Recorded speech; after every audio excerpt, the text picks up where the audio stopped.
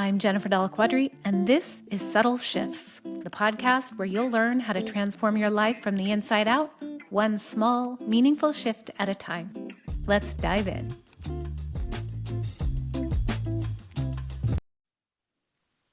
Welcome back to the podcast. I've been having a lot of conversations lately with women around one thing, and that is that they're feeling stuck in their life. Like they don't really know what's next, but they also know that they don't really want to go back to what they were doing or who they were in the past. But they just kind of feel like they're in this messy middle. And when I came up with the idea of writing this podcast, I usually like to do my thinking and my writing in the morning before I've, started to consume social media content, talk with people. I like to speak with what's on my heart in my writing and in my prepping. But today I came across a clip or an excerpt from Glennon Doyle's new book, We Can Do Hard Things, that really resonated with me. And I knew that it would resonate with so many of you, because if you're anything like all of these women that I've been speaking with, you are feeling kind of lost and confused and just uncertain about what's next. So I'm going to read the excerpt to you, and then I'm going to share with you some thoughts on it and also some strategies on how to move past this feeling of stuckness. So here is the excerpt from the book. True belonging has forever felt inaccessible to me. As far back as I can remember, I have felt like a little bit of an alien, like an outsider looking in. My inner voice is always saying, I don't belong here. I don't belong here. Why can't I belong here? The only real belongingness I've ever felt in my entire life is in my home with these 4 particular people. So as my kids grow up, it's not just a loss of identity that I'm struggling with, but a loss of the only belongingness I've ever felt. It's really hard. As they move on and out and away, my energy is suddenly desperate. I'm chasing everybody. I'm not just reaching out and grabbing at them over and over again. Too many calls, too many texts, too many hugs, too many bids for attention. That is not how I want to be. I don't want to spend the rest of my life chasing my butterflies. I want to create a butterfly garden that's so beautiful that I can't help but come back.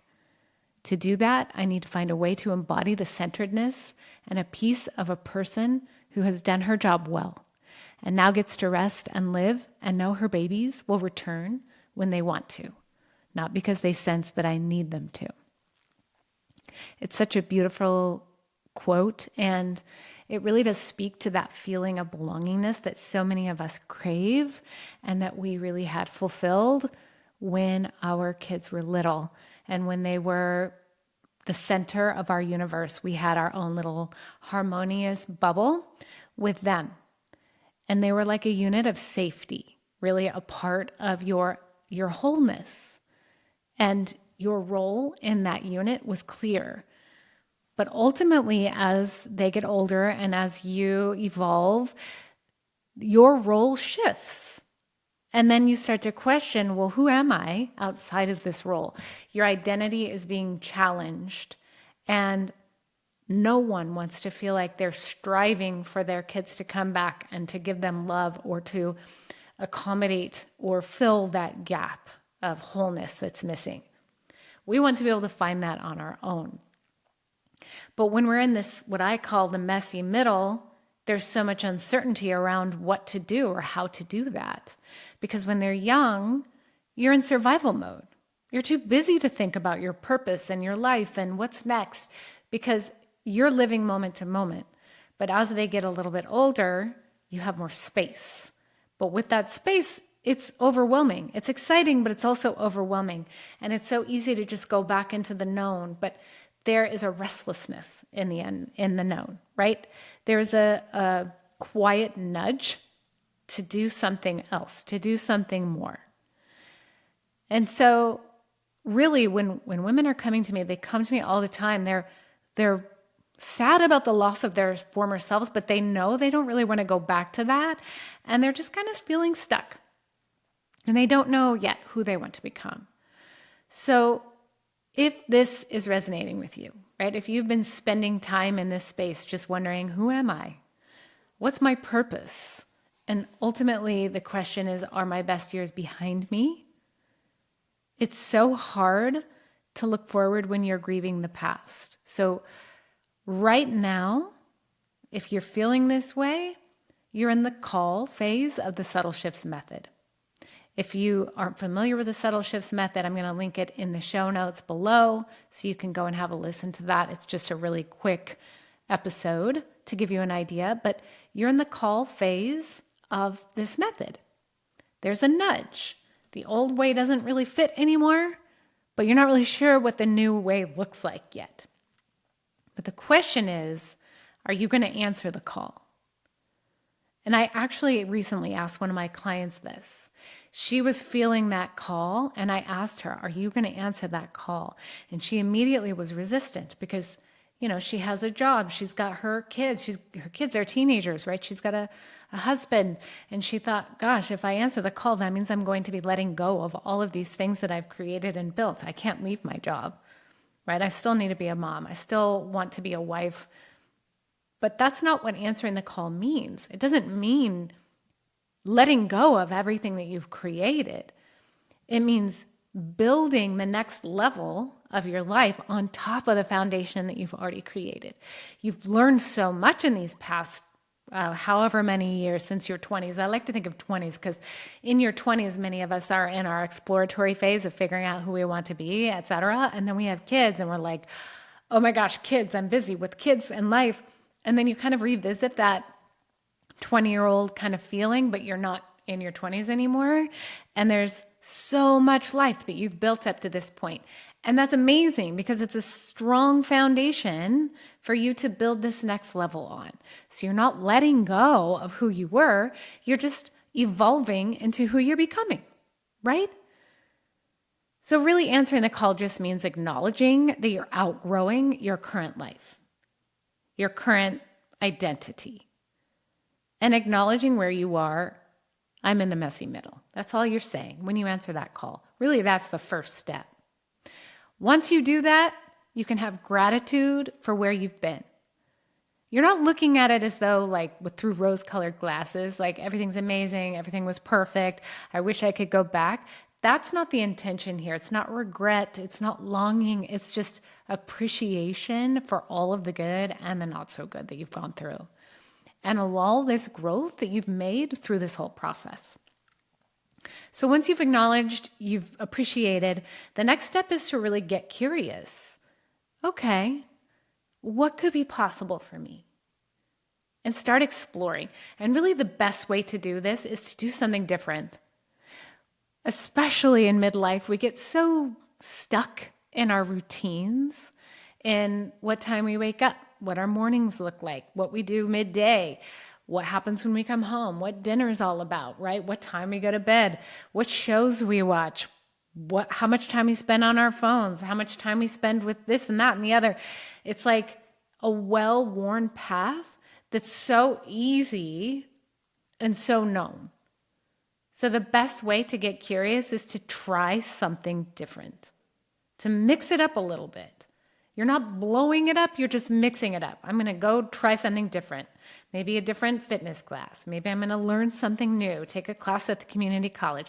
Maybe I'll go and do a meetup. Maybe I'll go meet up with a friend that I haven't talked to for a while. Maybe I'll walk down a different street. Maybe I'll take a different path, right? So when you shake it up, you're giving yourself the opportunity to have new experiences, new awarenesses. You're stepping out of your comfort zone and you're normalizing that it's okay to be uncomfortable. Because when you're in that call phase, the comfortable and the known feels safe, and thinking about doing something different feels scary. But when you get out of your comfort zone, you're normalizing that, oh, this is just part of life, is feeling like things are a little bit shaky or feeling like things are a little bit unknown. You used to have that all the time when you were a kid. All kinds of new stuff was coming your way. But when you get later on in life, you just figure out what you like and you stick with it. But how are you going to know what you like or find new things to like if you don't try new things? So that's part of the curiosity phase. Read a different genre of book. Go travel somewhere you've never been. Do something that's going to challenge you to get out of your comfort zone a little bit. Okay? So once you've done that, then you're going to evaluate. That's how you integrate these things into your life. You're like, okay, so I tried that. How was it?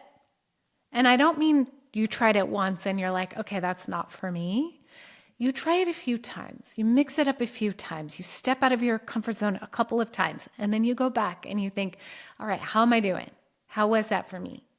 And one of the biggest things that the women that I talk to are struggling with is just a lack of connection and community, especially in these last 5 years, as we spent several years in just kind of isolation. And that's when we all got stuck in a rut.